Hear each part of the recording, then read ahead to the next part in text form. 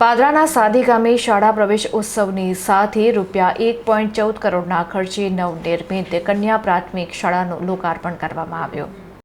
રાજ્યભરમાં ઉત્સાહભેર યોજાઈ રહેલા ત્રિદિવસીય શાળા પ્રવેશ ઉત્સવ અંતર્ગત પાદરા તાલુકાના સાદી ગામે એક વિશેષ અને ત્રિવિધ કાર્યક્રમનું આયોજન કરવામાં આવ્યું હતું। સાદી ગામે યોજાયેલા આ પ્રવેશોત્સવમાં પાદરાના ધારાસભ્ય ચૈતન્યસિંહ ઝાલા ખાસ ઉપસ્થિત રહ્યા હતા।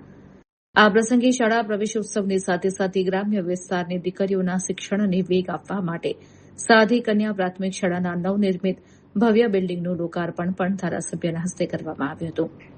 કાર્યક્રમની શરૂઆત ઉપસ્થિત મહાનુભાવો દ્વારા દીપ પ્રાગટ્ય કરીને કરવામાં આવી હતી। આ અવસરે ધારાસભ્ય ચૈતન્યસિંહ ઝાલા ઉપરાંત પાદરા તાલુકા પંચાયત પ્રમુખ મહેન્દ્રસિંહ પઢિયાર, તાલુકા પંચાયત ઉપપ્રમુખ કામિનીબેન પટેલ, તાલુકા અને જિલ્લા પંચાયતના સદસ્યો, સાદી ગામના સરપંચ, અગ્રણીઓ અને મોટી સંખ્યામાં ગ્રામજનો ઉપસ્થિત રહ્યા હતા।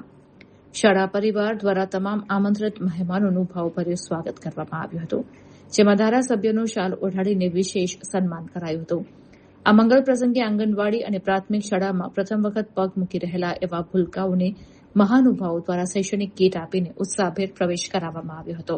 નવીન કન્યા શાળાના લોકાર્પણથી સાદી ગામ અને આસપાસના વિસ્તારની કન્યાઓને આધુનિક સુવિધાઓ સાથેનું શ્રેષ્ઠ શૈક્ષણિક વાતાવરણ મળશે, જે તેમના ઉજ્જવળ ભવિષ્યની દિશામાં એક મહત્વનું કદમ સાબિત થશે। આટલી ઓછી તાલીઓ ના પાડવી જોઈએ। આપણે પંચાયત સદસ્ય શ્રી હિલલબેન અંજનાબેનનું સ્વાગત, ઉપસરપંચ શ્રી ઉપેન્દ્રભાઈ પણ આપણે સ્વાગત વખતે તાલીઓ હોવી જ જોઈએ। તમારી સાથે ધરતી બાળા છે તો તાલીઓ થવી જોઈએ દીકરીઓ।